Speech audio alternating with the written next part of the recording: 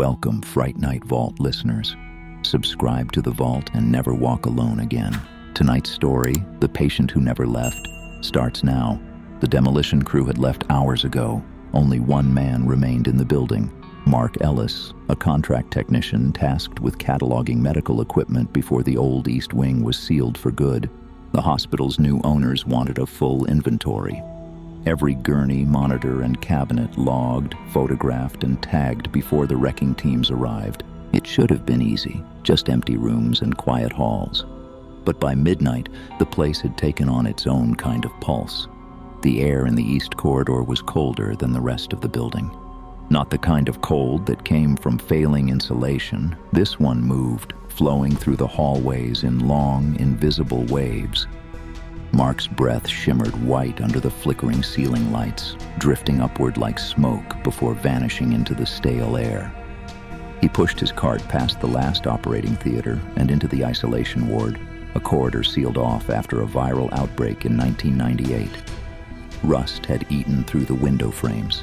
The security glass in each door was clouded, scabbed over with fungus from years of humidity and silence. Still, every door had a room number etched into the brass.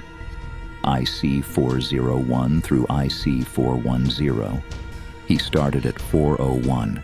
Inside were two broken beds, a wall-mounted heart monitor hanging from its wires like a disemboweled organ, and an old clipboard still attached to the footboard.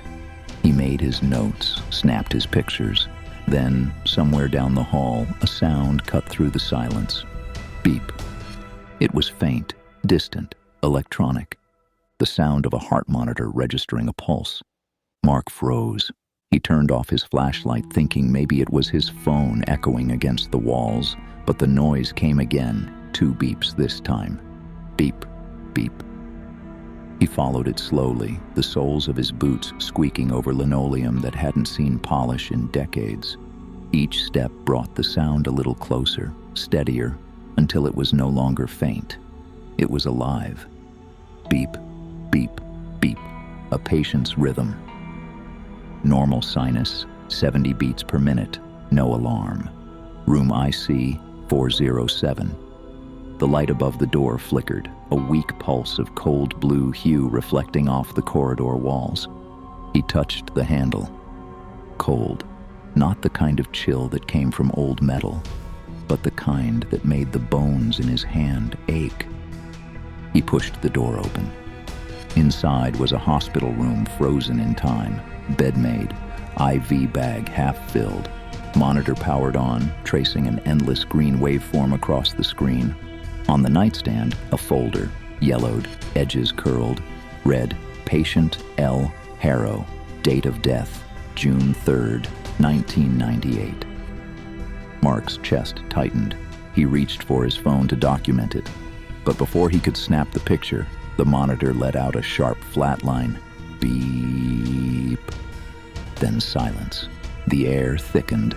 Behind him, the door closed with a click. The click behind him wasn't loud. It was soft, deliberate, like someone easing the latch into place to keep the draft out. Mark turned, flashlight trembling in his grip, its beam cutting a pale cone through the dark. The door to IC 407 was closed. He hadn't done that. He aimed the light at the glass panel in the door. Frost bloomed across it, spreading from the center outward like a living vein. His breath came out in clouds. The monitor beside the bed flickered, its heart rate line spasming into jagged peaks before settling again into a steady rhythm. Beep, beep, beep. Mark stepped closer to the bed. The shape under the sheet wasn't a trick of the light anymore. The blanket had weight, indentation, the suggestion of shoulders, arms, and a faint rise and fall as though the thing beneath it was breathing. He swallowed hard. Who's in here?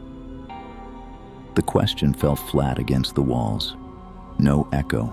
The sound just stopped, absorbed by the cold. He edged forward until his knees touched the bed frame. The smell of antiseptic lingered. Too sharp, too recent for a place abandoned this long. He reached out, hooked 2 fingers beneath the sheet, then froze. A hand lay on the mattress, gray, desiccated. Fingernails cracked, but clean.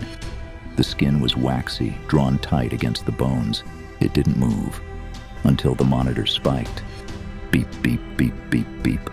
Mark stumbled back, knocking over a metal tray that hit the floor with a deafening clang. The monitor's rhythm went wild, then flatlined again. Bap, dash, dash, and then silence. He turned for the door, but the frost on the glass began to clear from the inside out, revealing the faintest reflection of something standing behind him. A woman's outline, tall, hair falling over one shoulder, hospital gown hanging in tatters, eyes glowing cold blue like LEDs underwater.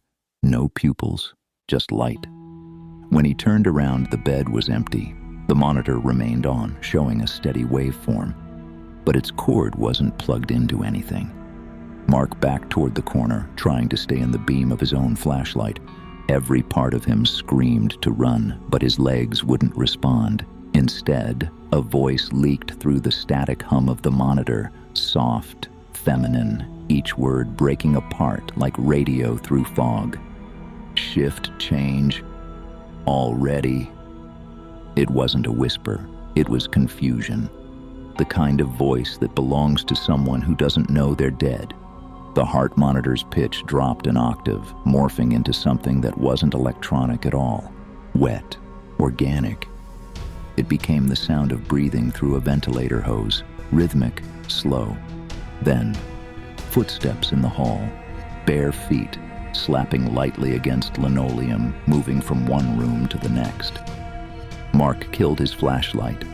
The only light left was the glow from the monitor, a faint blue rhythm painting his face, keeping perfect time with the footsteps that were now right outside the door. They stopped, and in the silence that followed, he heard the words again, this time right at the glass. "You're late, nurse." The lights in the corridor flickered out one by one until only 407 remained illuminated. A single door in a dead hospital. The silence in the corridor had weight. Mark could feel it pressing against the walls, against his chest, like the air itself was listening. The monitor flickered again, rhythm flattening, reviving, flattening. Each pulse synced to something unseen moving closer. He reached for the door handle. The metal burned with cold. The moment he pulled it open, the sound of breathing stopped. The hallway stretched before him, long, sterile, the linoleum shining faintly in the light of a single failing bulb at the far end. The rest was shadow. And in that dark, something stood. At first, it looked like a reflection. A faint silhouette mirrored in the glass of a door. Then the reflection stepped away from the surface.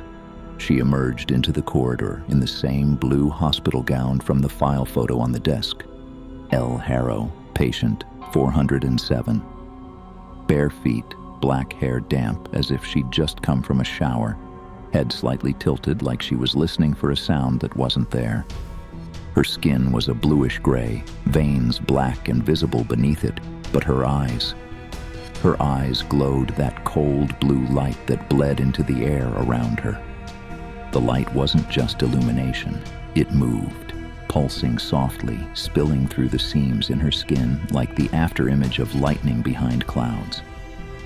She started down the hall toward him, slow, each step accompanied by a faint beep from every dark room she passed, monitors activating one by one, tracing empty rhythms on dead screens. Beep, beep, beep. Room 403, 404, 405. The sound swelling into a symphony of the long-dead heartbeat of the ward. Mark stumbled back into 407, heart pounding so hard he could feel it in his throat. He grabbed his cart, yanked open a drawer, and found an old defibrillator, its surface yellowed and cracked. He held it in front of him like a shield, the cord dangling uselessly. "Stay back." The words barely left his mouth. She didn't react. The lights flickered, once, twice, then everything went black except for her glow. In the dark, she moved fast. One instant she was 10 feet away, the next she was inches from his face. Her skin radiated cold so sharp it made his eyes water. Her mouth twitched as if remembering speech, but when she opened it, only the sound of a flat line escaped. Long, mechanical, endless. Her hand came up and pressed against his chest. Where she touched, the world went silent. No sound, no breath, just the sensation of something reaching through him, not flesh, but the echo of motion, like static electricity finding ground. Then, all at once, pain. He felt it deep in his ribs, a heavy, deliberate compression, again and again. He looked down. Her hands were moving rhythmically, performing CPR on him. Each push sent a wave of freezing air through his chest. Her lips parted again. "Don't die on me," she whispered, voice shaking through layers of static and memory. He fell backward, gasping, hitting the wall. The heart monitor beside the bed jumped to life, and for a second, its waveform matched his pulse. Every beat mirrored, tethered, shared. Her glow dimmed, her face softened. For the briefest instant, she looked alive, confused, tired, waiting for someone who would never come. "Doctor's late again," she murmured. "It's always so cold when he's late." Then the lights exploded. Glass rained down, the monitors screamed. All the heartbeats on all the screens flatlined together. When the emergency lights came on, she was gone. Only the faint shape of a handprint remained on his chest. Frost burned into the fabric of his uniform, fingers perfectly spaced, glowing faintly blue. By the time the emergency lights stabilized, Mark could barely breathe. The handprint on his chest throbbed cold, like something alive beneath his skin. He stumbled into the corridor, cart forgotten, and half ran, half fell past the line of open doors. Every monitor in the ward still flickered. Each screen displayed the same flat line, a single endless tone filling the air, merging into a vibration that seemed to hum inside his skull. He clamped his hands over his ears, but the sound wasn't in the air anymore. It was inside him. He reached the end of the corridor. The exit sign glowed faint red through a haze of dust and static. He slammed his shoulder into the door. It didn't budge. A handwritten sign was taped to the glass. "Isolation ward. Do not enter. Patients under observation." The letters looked freshly inked. He tore it down. Behind the glass, he could see the hospital lobby, faint and distant, the night outside alive with rain. But his reflection was still standing inside room 407. He took a step back. The reflection didn't move. The fluorescent light above him hummed, dimmed, and the cold returned. He looked down. Frost was spreading from the soles of his boots, crawling across the floor like veins under glass. The monitors stopped flatlining and switched to a slow, deliberate heartbeat rhythm. Beep, beep, beep. Not his, hers. He turned to run, but every door in the ward began to close on its own. 407, 406, 405, slamming one after another, sealing shut. When 401 closed, the sound echoed like thunder. Then, silence. He sprinted for the stairwell, fumbling for his keys. The light from his flashlight cut jagged paths across the floor as he moved. He burst through the stair door and climbed 3 flights before the world around him began to bend. Not warp, not distort, but fade. The hum of fluorescent lights disappeared. The air smelled clean again, sterile. He stopped on the landing. The paint on the walls was no longer peeling. The handrails gleamed. He turned around and saw that the stairwell was bright, new. Down below, voices echoed. Nurses talking, the squeak of wheels, the beep of monitors. He heard life. Then someone spoke from behind him. "You're early for shift change." Mark turned. It was El Haro, standing on the landing above him, alive, young, clipboard in hand, wearing a nurse's uniform this time. Her face was calm, kind.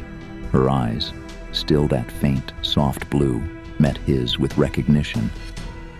"You look pale," she said gently. "You should rest before rounds." He blinked. Behind her, through the doorway, the isolation ward looked new again, filled with patients, machines, and light. The clipboard she held had a single line written across the top. Patient name, M. Ellis. Admitted, October 27th. Status, observation. Mark reached for it, heart pounding, but as soon as he did, the light in the stairwell flickered and the world fell dark again. When the emergency teams found him the next morning, he was still in room 407, sitting on the bed. His uniform was coated in frost. The heart monitor beside him showed a flat line. The file folder on the nightstand had been updated. A new sheet clipped to the front read, "Patient M. Ellis, date of death, October 27th, 2025. And beneath it, in handwriting no one could identify, "Shift change complete. Slip on your headphones. Turn out the lights." And if you ever hear a heart monitor in an empty room, don't answer it. Subscribe to the Vault and never walk alone again.